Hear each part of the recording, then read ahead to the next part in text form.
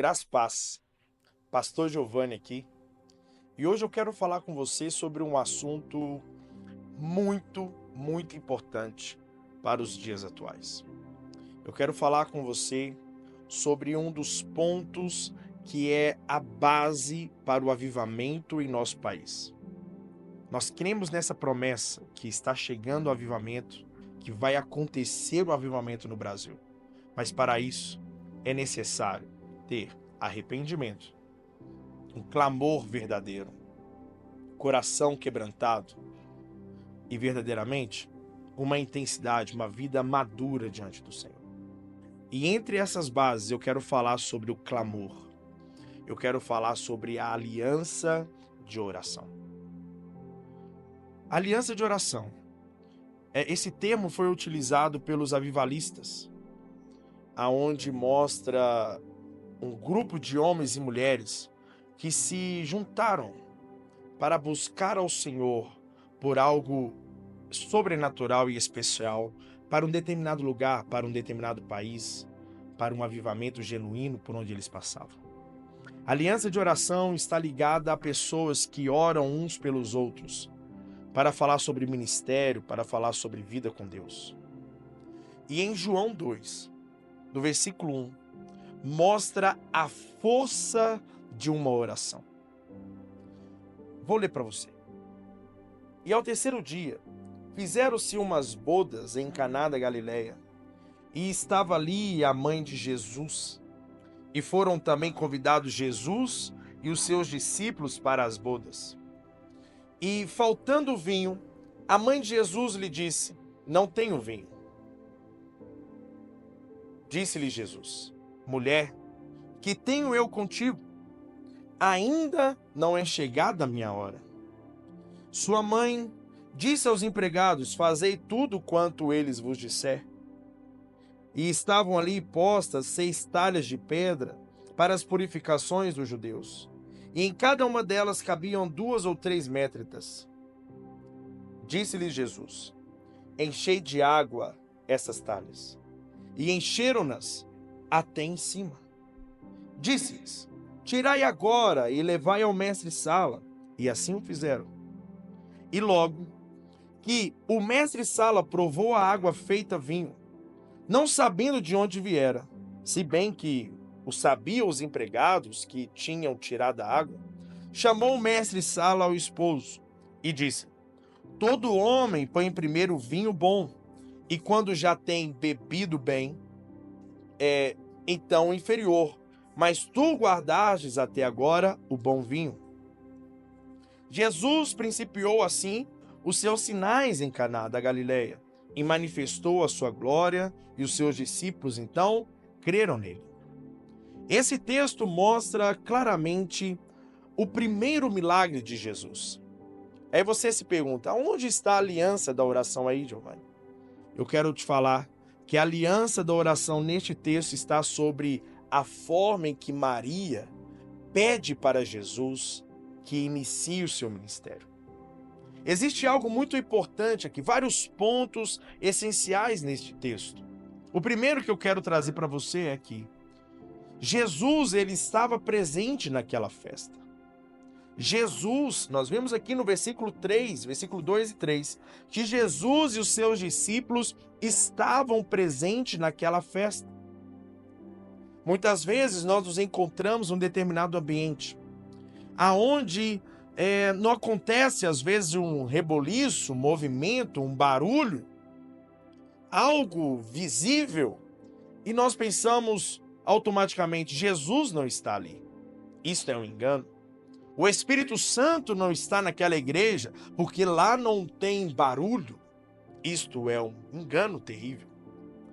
Porque Jesus estava naquela festa, mas Jesus ainda não tinha manifesto o teu poder naquela festa.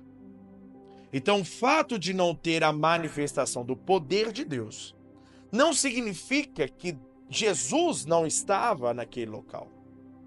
Não quer dizer que as coisas não estarem acontecendo na sua vida.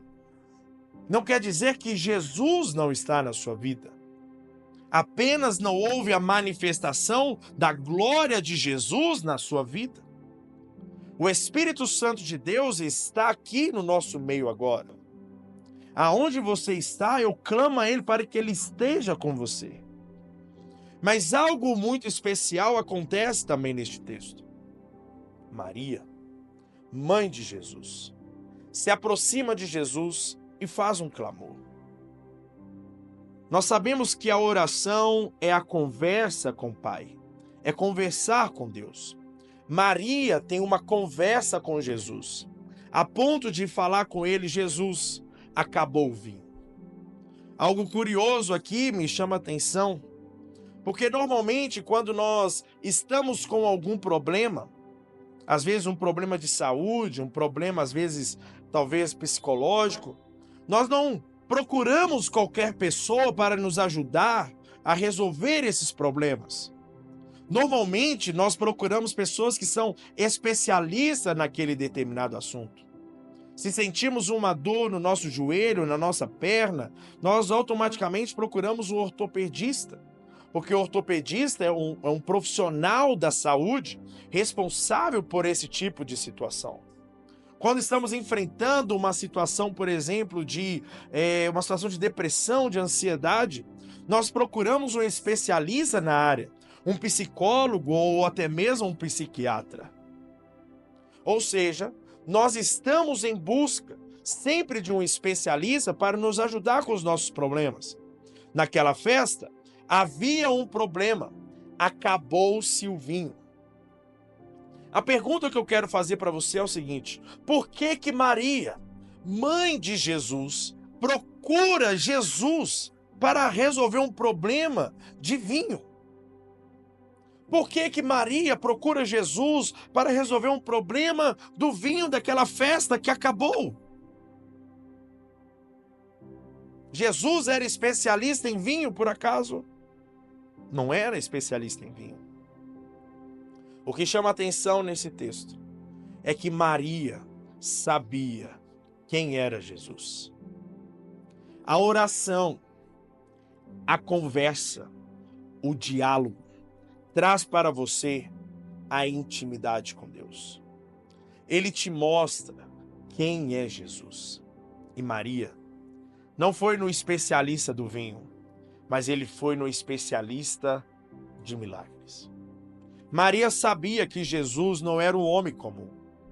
Maria sabia que Jesus não nasceu de uma forma natural.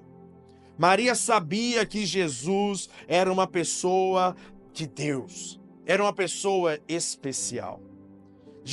Maria sabia que poderia esperar algo de Jesus para resolver aquela necessidade, aquele problema daquele momento.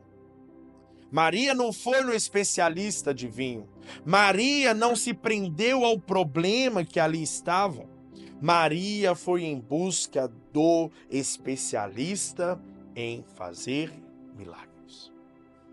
Mas de repente você me pergunte também algo. Mas Giovanni, pastor Giovanni, Jesus ainda não tinha manifestado nenhum milagre até aquele momento? Jesus não tinha manifestado nada até aquele dia. Como que Maria sabia que ele era um especialista em milagres? Porque ela sabia que Jesus era filho de Deus. Maria sabia que ele era o escolhido, o chamado do Senhor. Mas algo também me chama a atenção nesse texto. Após Maria ter orado a Jesus, ter pedido a Jesus para que resolvesse aquele problema do vinho, Jesus dá uma resposta direto para Maria. Veja bem no versículo 4: mulher, que tenho eu contigo, ainda não é chegada a minha hora. O que significa ainda não é chegada a minha hora? Significa, Maria, mãe, ainda não está na hora de manifestar os milagres. Maria, ainda não está na hora de manifestar o meu poder. Talvez você esteja passando por uma situação igual a de Maria. Está com um problema. E aí você até orou a Jesus. Pediu a ele para te dar uma solução para este problema, para ele vir sobre a sua vida e trazer para você o milagre que você precisa. Eu venho da parte de Deus para te dizer algo muito importante. O não de Deus também é resposta para a sua vida. Às vezes, não é porque você não ouviu a resposta. Às vezes, é porque você ainda não ouviu a resposta que você gostaria, que você acha que é bom. Maria ouviu de Jesus: não, ainda não é chegada a minha hora. Maria, não vou fazer esse milagre. Não vou transformar água em vinho. Não me procure, porque ainda não é chegada a minha hora. Só que algo curioso também acontece nesse texto. E aí eu trago aqui até um episódio do The Chosen, em que mostra lá uma cena muito forte desse milagre da água para o vinho, aonde Maria está conversando com Jesus. E Maria faz mais uma oração ali. Ela fala assim com Jesus: por favor, Jesus. Nesse momento eu fico imaginando como que um pai, vendo a necessidade de um filho, não responde a ele com amor e com poder. Ao perceber o decorrer desse texto e dessa história, Jesus faz um milagre, transforma a água em vinho. Aqui eu quero concluir e falar algo para você.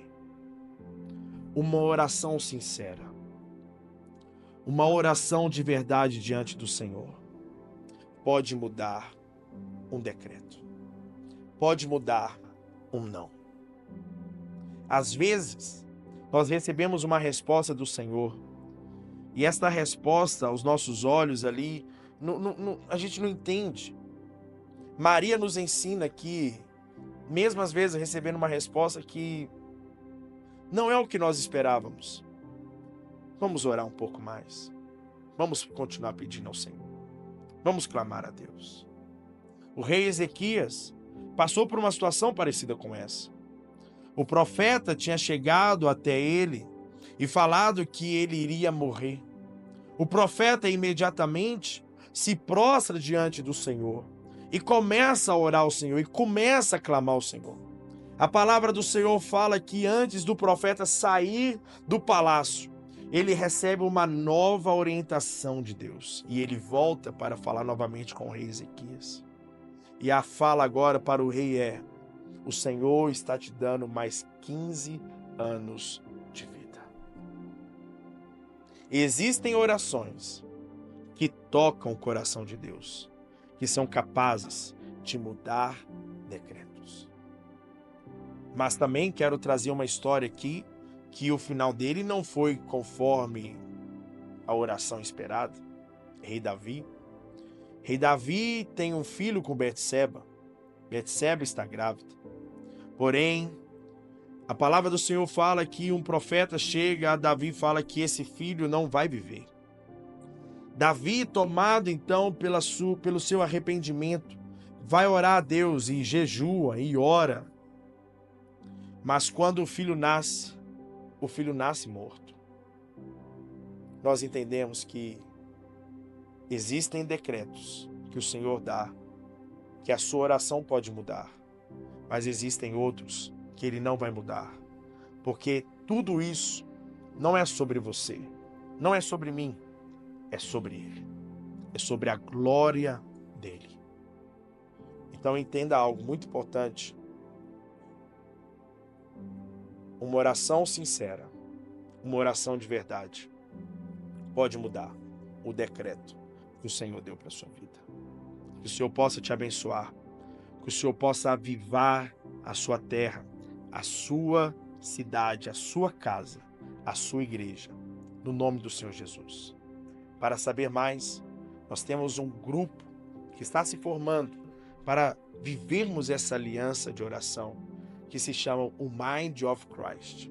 O Mind of Christ, ele tem como intenção juntar pessoas para buscarmos por avivamento, para buscarmos pela presença do Senhor e sermos cheios da glória dele. Se você quiser fazer parte do Mind of Christ, clica no link que está aqui na descrição ou na bio do Instagram do Mind of Christ. Eu tenho certeza que o que o Senhor está preparado para você, Ele vai realizar. Um beijo no seu coração e te encontro no nosso próximo vídeo.